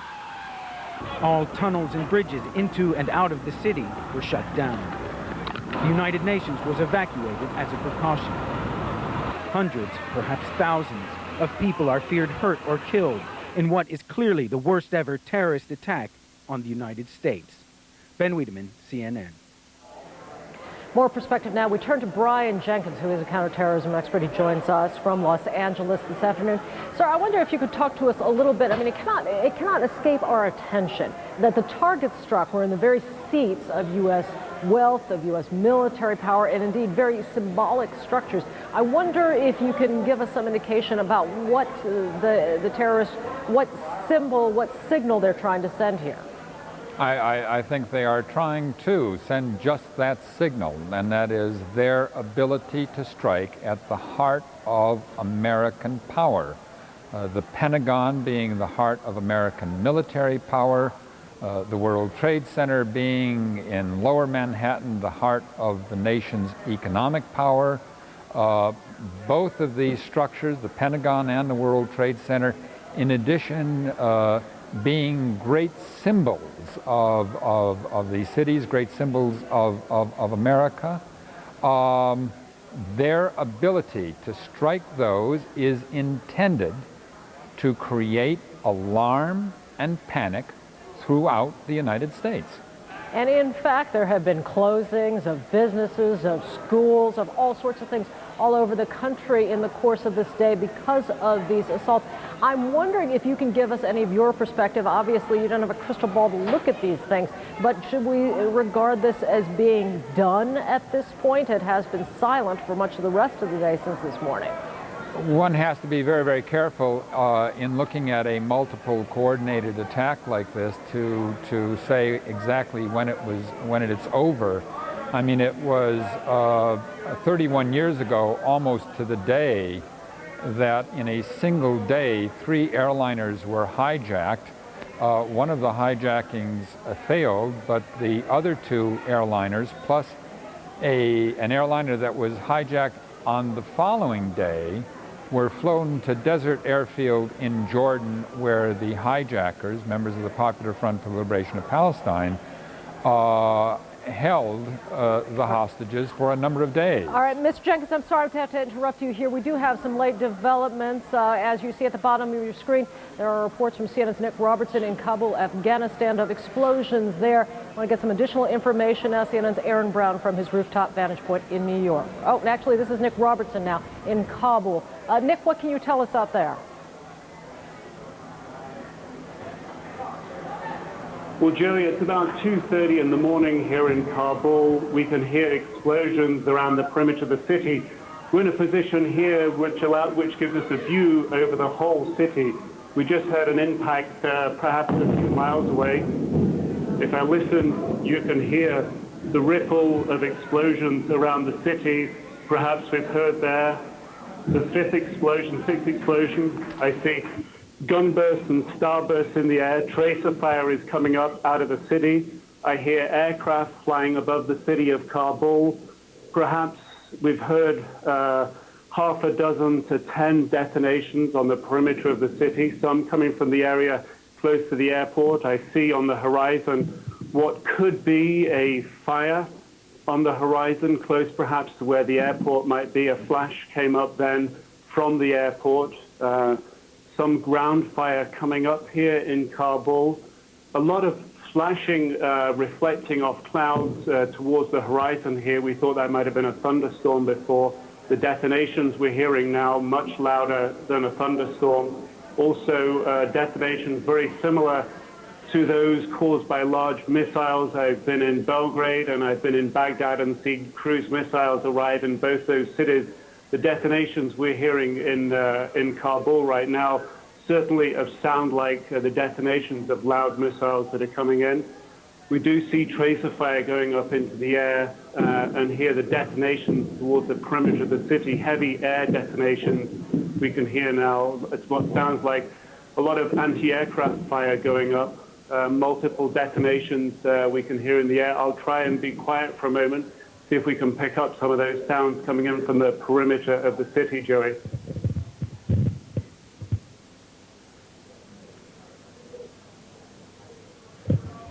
Very quiet at this particular moment. The city still tracer fire, rockets going up around the airport, tracer fire flying across the city in the direction of the airport. The city at this stage still very well illuminated. The electricity supply is still on in the city, illuminating the city. Detonation coming in from towards the airport. Multiple detonations now going up again towards the perimeter of the city in the direction of the airport. We see one fire on the horizon at this moment. Kabul is surrounded by mountains. The detonations reverberate from those mountains, so it's difficult to get an accurate fix on exactly where the impacts are happening. Certainly, certainly it would appear that the Afghan defense systems have detected a threat in the air. They are launching what appears to be anti-aircraft defense systems at the moment. Certainly I can see that fire that was blazing on the horizon. It was a faint yellow. It's now a bright orange blazing. Several other detonations going off around the city, multiple areas. Rockets appear to be taking off from one end of the airport. I can see that's perhaps located about 8 or 9 miles away from where we stand, Joey. We want to ask you to please keep your line up to us. We're having difficulty reaching you on another line, but please keep your line up. We can see the pictures coming to us by the video phone. Again, this is very advanced technology that CNN is using, but you will see some of the digital effect. It is not quite as clear as your average television signal, and so to our viewers, we apologize for that. But this is certainly the only video that you're going to get from Kabul, Afghanistan at this point, and you're watching it on CNN.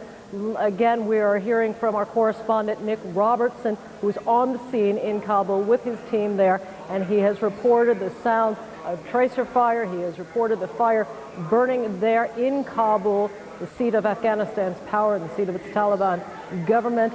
Again, we are watching their picture coming to us on the video phone, and it is very hard, of course, to see exactly what you're looking at, but you are looking at Kabul. Again, you see some tracer fire there coming across the scene. Nick Robertson, can you hear us? We're being told, Joey, I can hear you if you can hear me. Certainly, big detonation there, missiles flying across the city. We're being told from sources in Kandahar, that's the spiritual capital of Afghanistan, 300 miles south of here, that there is no rocket activity like this south of here in Kandahar. Certainly in Kabul, very, very active at this stage. Multiple detonations. It is nighttime here. It is dark. It is difficult to get an accurate fix on exactly what we're seeing and exactly what we're hearing. Certainly the sound, what appears to be the sound of large missiles incoming and landing in the city. Certainly a big fire on the horizon of the city at the moment. And certainly anti-aircraft fire coming up from the city and rockets being launched and flying across the horizon of the city.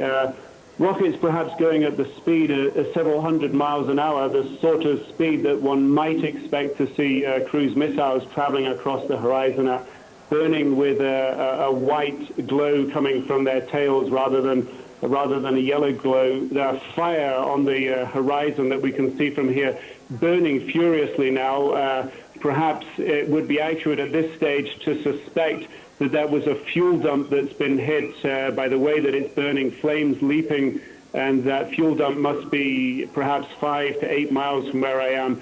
Flames leaping up from that fuel dump now leaping up right into the air. It was a low-burning fire before, but it's now really increased in its ferocity, perhaps indicating that it is a fuel dump. Looking across the rest of the city, that fuel dump, perhaps the only big fire we can see at this time.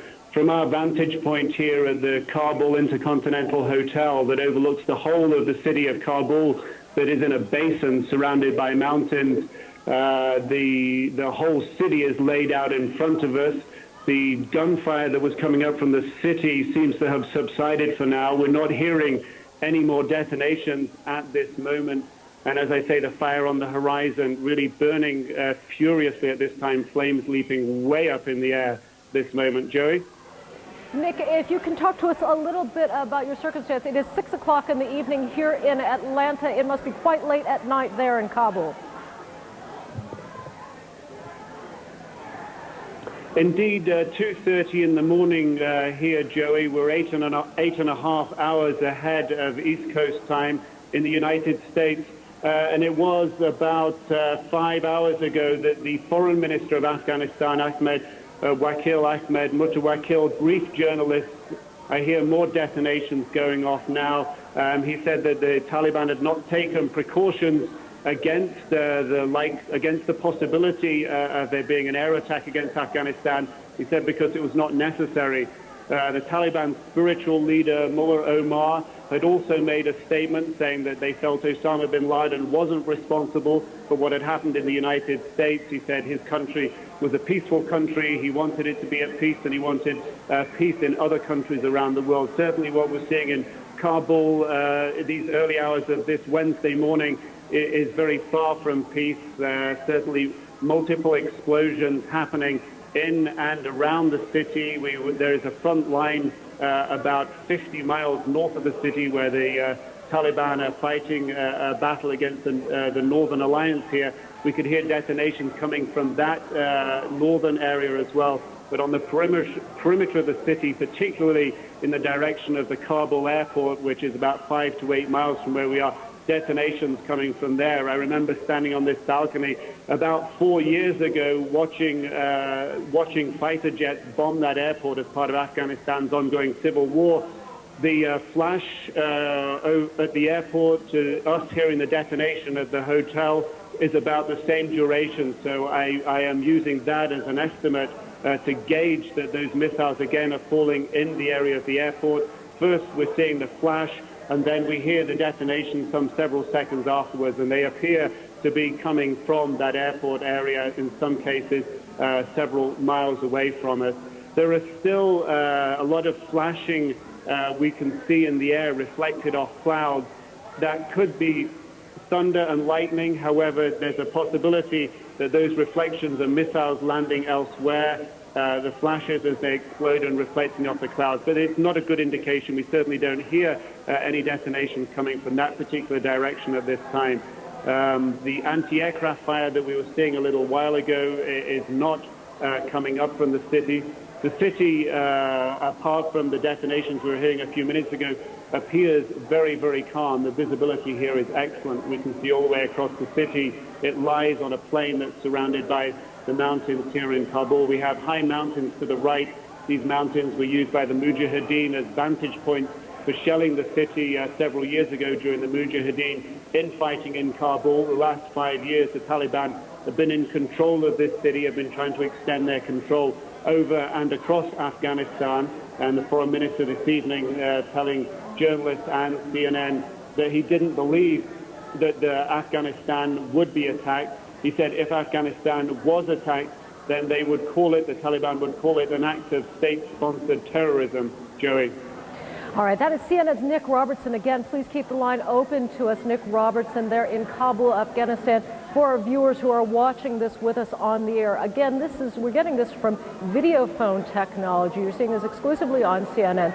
It is a very new technology, and so you could tell from the audio line it is not as clear as our typical TV feed, and the visuals obviously are not as clear, but you are looking at the city of Kabul in Afghanistan. This is the seat of the Taliban government there, not its spiritual center, but its government center in any case. You are seeing in just about the last 10 minutes, we have been hearing these reports from CNN correspondent Nick Robertson on the ground in Kabul of an explosion. You see on the right side of your screen about a third of the way over, the flames of fire. They were quite large just a short time ago, seem to have simmered down, but again, we're just not seeing very much of this because it's the video phone. Again, Nick Robertson saying that they had seen tracers going up as well. They have been listening and hearing the possibility of additional explosions elsewhere. They're trying to follow that, but it's a little bit hard to tell. Again, it is 2:30 in the morning in Kabul, and Nick Robertson continues to watch there. Now let's turn to Judy Woodruff for us in Washington. Judy. Joey, we are in the studio in Washington, but of course riveted to these pictures coming out of Kabul, Afghanistan. With me in the studio watching former United States Defense Secretary William Cohen and Republican Senator Orrin Hatch of Utah. I want to ask both of you about what's going on. Let me begin with you, Secretary Cohen. Is this something that is likely to be the United States retaliating, which is what I think immediately comes to people's minds? I think we have to be very cautious in coming to that judgment, Judy. What we're looking at now is the United States gathering information and intelligence. Obviously, there are many plans and contingency plans that we have to deal with responding to any potential terrorist threat that might be in the offing again. But I think it's very premature to make any judgment on this. This could be part of the civil war that's been raging on for some time, and so I think we have to wait to get more information. What do you mean part of a civil war? Well, there's been a civil war raging in Afghanistan for some time now, and this could be simply the factions still carrying on their fighting in Kabul, rather than any kind of attack being launched by the United States. Are you saying, Mr. Cohen, that it's unlikely that the United States would move this quickly? I'm asking that because just a few minutes ago I was interviewing former Secretary of State Lawrence Eagleburger, and he said flat out what the United States needs to do is strike against countries like Afghanistan that are harboring terrorists and not wait to find out exactly who was responsible for today's atrocities. Well, I think we do have to isolate and ostracize those countries like Afghanistan and others who are on the terrorist list who give safe harbor for terrorists. But I think we have to be a little more judicious rather than simply striking out. We have to get more information, and further strikes might be warranted. But at this point, I think we get all the information, then make a very ice-cold decision in terms of what we need to do to protect the American people and make sure that this doesn't happen again. But I think that may be a bit premature at this point. Senator Hatch, again, we're stressing we have no idea who's behind these attacks in Kabul, the government center of Afghanistan. But if this were the West, if this were the United States, would it be appropriate to retaliate so quickly? Well, we have some information. You know, about a month ago we had information that they were planning on some big strikes, people who were affiliated or associated with bin Laden. Then just today, we've intercepted some information where some people who are associated with bin Laden basically said that they had hit 2 targets. So it looks to me like there's increasing evidence, even though it's fragmentary and even though it's not positive, that bin Laden is behind all this. And of course, I first warned the nation in 1996 on Meet the Press that we better get hold of bin Laden or he's going to kill Americans. We're going to bring back our Nick Robertson there on the ground in, or I should say on top of a building there in Kabul. Nick, you're on. Go. Well, certainly the fire we were watching on the horizon before, I'd made the assumption that it was an oil depot burning because we've certainly seen flames, a dull yellow fire turn into a bright orange fire with flames leaping into the sky. I've been informed by my associates here who work with us in Kabul that it's very likely an ammunition dump that we're looking at. They believe an ammunition dump is located in that area. That, of course, would account for some of the explosions that we've been hearing here as ammunition has detonated and gone off from that location, Judy. Yeah. Certainly it's all quiet here in Kabul right now. Certainly no more explosions are being heard around the city. And we certainly believe what we're looking at now is an ammunition dump, the fire at that dump now dying down, and we're hearing no more detonations coming from that dump.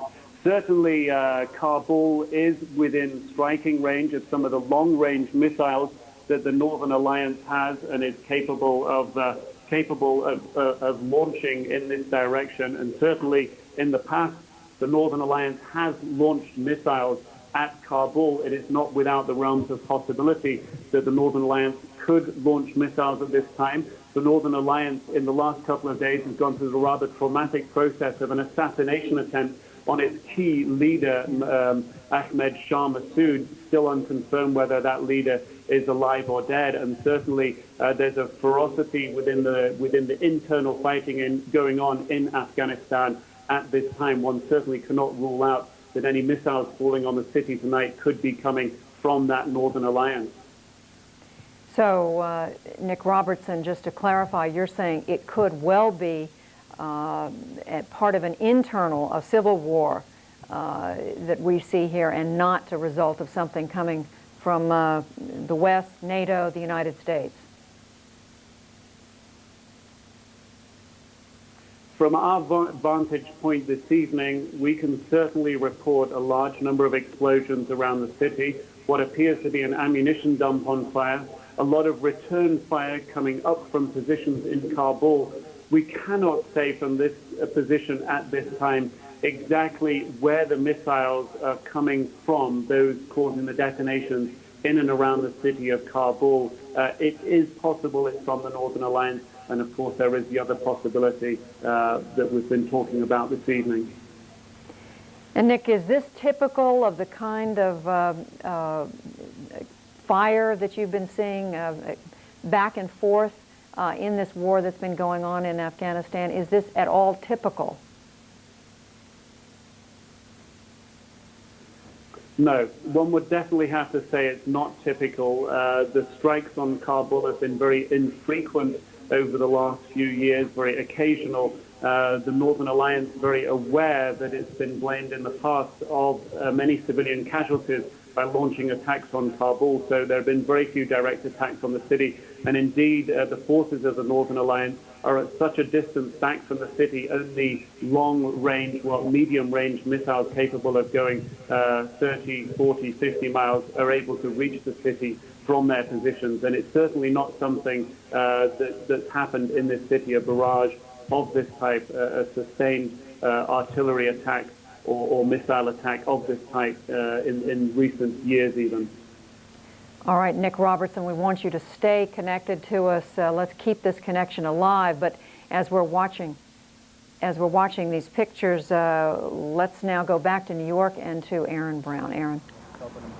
Judy, thank you. I'm joined here as well by Paula Zahn, and you will hear her voice in just a moment.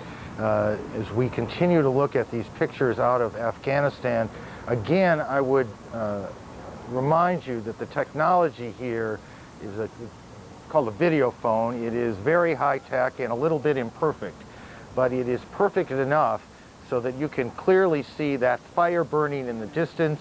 What Nick Robertson has described as an ammunition dump, very probably, and you can very clearly see, or we've been very able to see throughout Nick's reporting, the tracer fire coming up, the anti-aircraft fire coming up.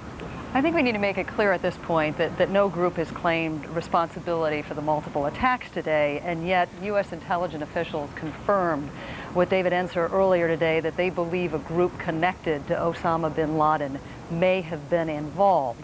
You have talked about this all day long, and I think you've done a very good job of explaining how well financed this would have to have been, how well orchestrated. It begs the question, if not Osama bin Laden, then who? Then who? Nick, from the very beginning, the Taliban officials, Afghani officials have said, we had nothing to do with this, Osama bin Laden had nothing to do with this. How do you hear that? Was there any nuance in the language that sent a different message that maybe the rest of us might not have heard?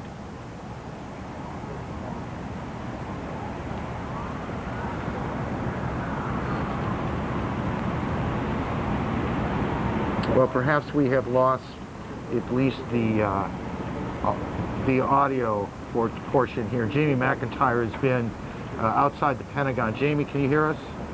I do hear you. Are you hearing anything from the Pentagon, wherever the Pentagon might literally be right now, or at least officials, about whether there is an American involvement in what we are looking at in Afghanistan?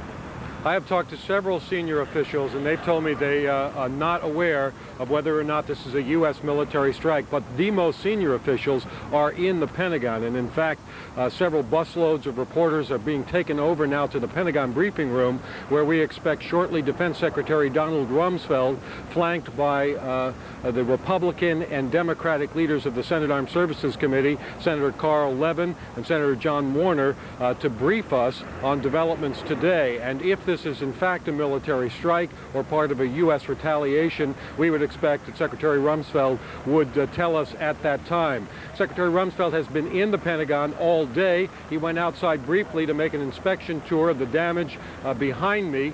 Many casualties here today, but the Pentagon is refusing to give any numbers or even estimates of how many people were killed and injured in this terrorist attack today here at the Pentagon. But again, no confirmation at this point from any of the officials that I've talked to about whether what we're seeing in Afghanistan is part of a U.S. military retaliation. Jamie, just to make sure that I've heard this correctly, no one is saying yes it is, but no one has said to you no it's not either, have they? No, no one has steered us away from it. They've the officials who have been over here with the press, and we're just about a half a mile or so from the Pentagon, simply said that they had not been briefed and were not aware of this action when we told them that CNN was reporting explosions in Kabul. So, but again, several officials speculated that if this were the case, that might explain